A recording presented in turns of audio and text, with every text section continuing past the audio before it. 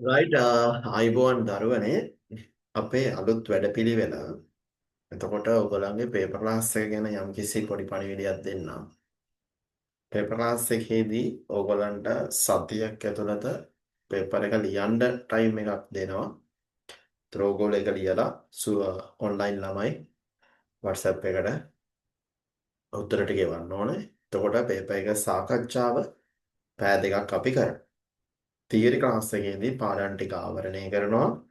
පාඩම් අවසානයේදී pass papers ගණන් අපි සාකච්ඡා කරමු. එතකොට තියරි පන්තියට පැය දෙකයි, පේපර් ක්ලාස් එකට පැය දෙකයි, පැය හතරක් හැම 6 වසරේ ඉඳන් 11 වසර වෙනකන් හැම ළමයිටම ඔන්ලයින් වෙනම.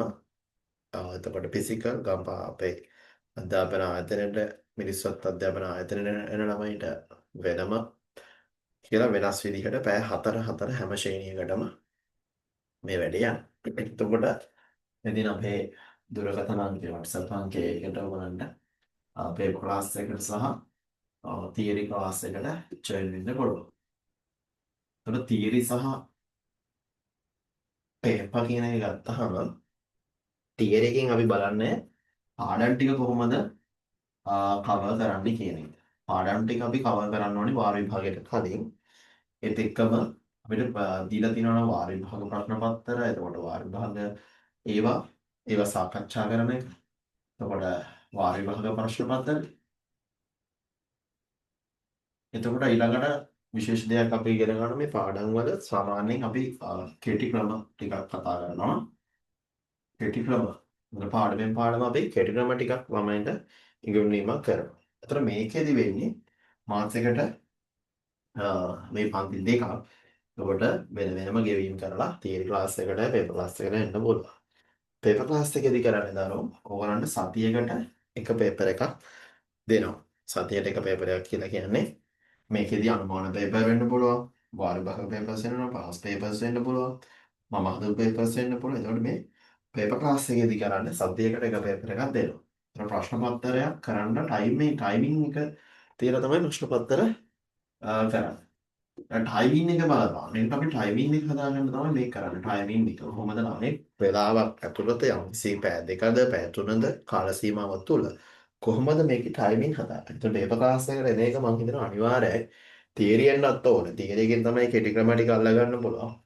පේපර් ක්ලාස් එකෙත් ඔයගලන්ට ලොකු දෙයක් කරගන්න පුළුවන්. පේපර් ක්ලාස් එකෙන් තමයි අපි වුණත් ඒ ලෙවල් වල වුණත් නේද? Paper class, theory class, revision class කියලා ඒ ලෙවල් වලට බෙදෙනවනේ.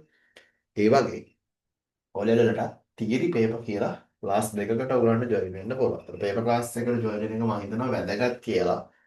මේ අන්තිම විභාග ඕඩර් වලට අනිවාර්යෙන් පේපර් එකක් කරලා තමන්ගේ සතියකට එක පේපර් එකක් කරලා ඒකේ ලකුණු සතිය ඇතුළත දෙනවා. එතකොට ඒක අනිවාර්යෙන් වැදගත්. පේපර් ක්ලාස් එකේදී බලන්නෙත් ඒක. ඔයගොල්ලන්ගේ කොහොමද මෙයාගේ ලකුණු? සාමාන්‍යයෙන් මුලදී ලකුණු අඩු වෙන්න පුළුවන්. ටික ටික ලකුණු වැඩි වෙනවා.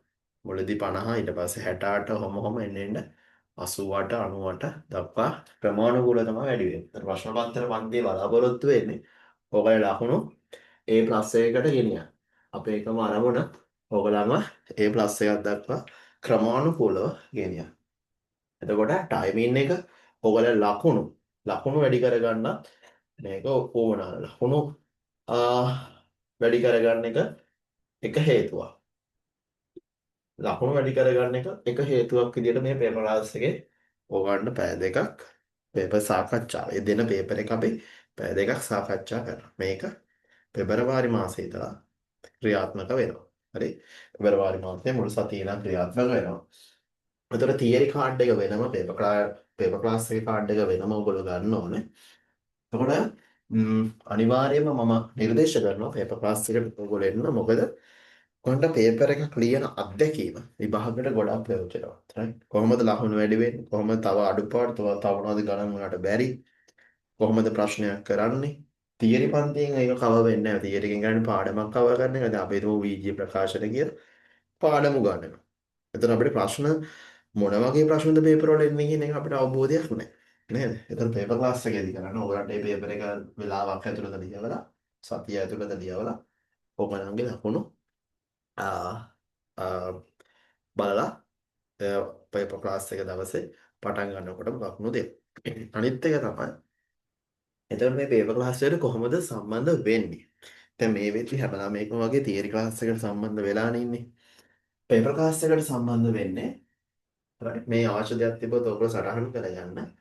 එතකොට පේපර් ක්ලාස් එකට සම්බන්ධ වෙන්නේ ඔන්ලයින් ළමයි සහ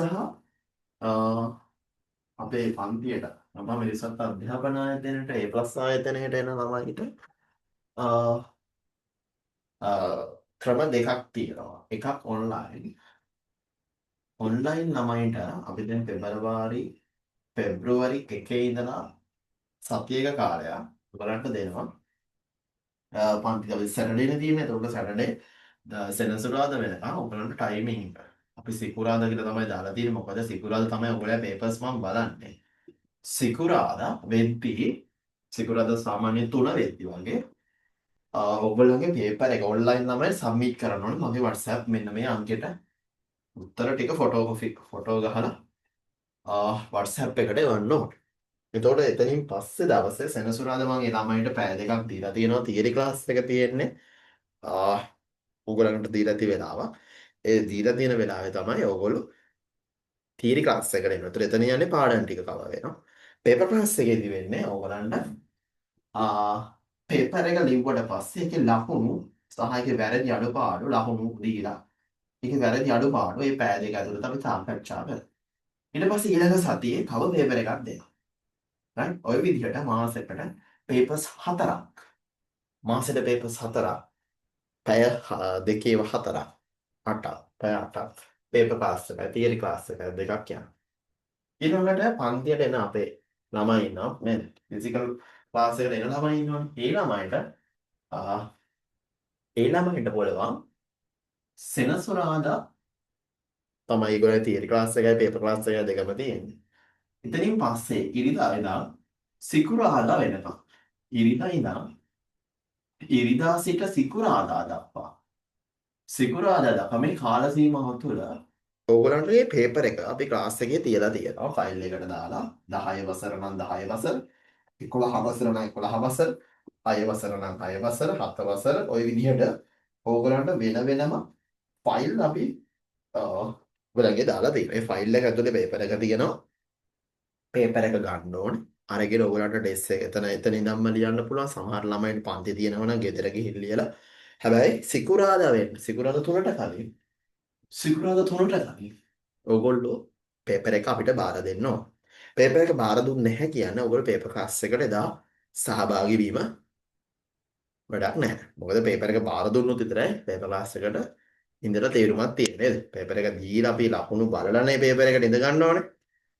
ඒ නිසා පේපර් ක්ලාස් එකේ වැදගත්කම තමයි ඔයගොල්ලන්ගේ ලකුණු කොහමද? ඔයගොල්ලෝ කොච්චර දක්ෂද? කොච්චර ගණන් පොළවද? දැන් ලකුණු කීයද පළවෙනි පේපරේට ගොඩක් අඩු වෙයි. ඊට පස්සේ ක්‍රමානුකූලව 75ත් ඉක්මවා යන විදිහට වැඩි වෙයි. හරි? ඒතකොට මේකේ එකම බලාපොරොත්තු මම කිව්වා වගේ මේ ප්ලස් එකකට කොහොමද ළමයාව ගෙනියන්නේ කියන එක. මොකද තියරි පමණක් මම ප්‍රමාණවත් නැහැ කියන එක තමයි මගේ නිර්දේශය. එතකොට මේ ෆයිල් වලින් ඕගොල්ලන්ට අදාළ ශ්‍රේණියේ ෆයිල් එකේ පේපර් එක අරගෙන පැය 5ක පේපර් එකක් තමයි 10 11 ළමයිට තියෙන්නේ. අනිත් ළමයි ඔක්කොටම පැය දෙකේ පේපර් තියෙන්නේ. එතකොට පැය 5ක් ඔයගොල්ලන්ට ඕන අපේ ක්ලාස් එකේ ඉඳගෙනම ලියලා යන්න පුළුවන්. පන්ති නැති ළමයිට, පන්ති තියෙන ළමයිට ගෙදරට ගෙනහිල්ලා පේපර් එක සිකුරාදා ඇවිල්ලා 3ට කලින් බාර දෙන්න ඕන. මොකද සිකුරාදා 3ට ගනින් කියන්නේ එවලට තමයි මම පේපර්ස් බලන්න පටන් ගන්න. හරි? ඒ නිසා සිකුරාදා 3ට කලින් අනිවාර්යෙන් ෆයිල් එකට ආපහු ගෙනල්ලා තමන්ගේ පේපර් එක දාන්න ඕන. ඉතින් මේක ඉතාලම ලේසි නැහැ. පේපර් ක්ලාස් එක කරන එක ලේසි නැහැ. නමුත් මේකේ සියලුම පේපර් බලන්නේ මම අනිත් කාටවත් දෙන්නේ නැහැ බලන්න. මම තමයි නිවැරදි විදියට බලනවා. මේ විදියට මොකද අපි දන්නවනේ සමහර ගුරුවරු වැරදියට බලනවා, සමහරු ලව්වා බලනවා. එහෙම වැඩක් නැහැ. මේක මම බලනවා අනිවාර්යෙන් 3 සිකුරාදා අනිවාර්යෙන් මේ වෙලෙදි තමන්ගේ ඊ අදාළ මේක පේපර් එක ලියලා දාලා තියෙන්න ඕනේ. right? ඒතර ඔන්ලයින් සහ ෆිසිකල් කියලා කිසිම වෙනසක් වෙන්නේ නැහැ. පේපර් ක්ලාස් එකට එන අයට මෙන්න මේ WhatsApp නම්බර් එකට ඔයගලන්ට මැසේජ් එකක් දාන්න පුළුවන්.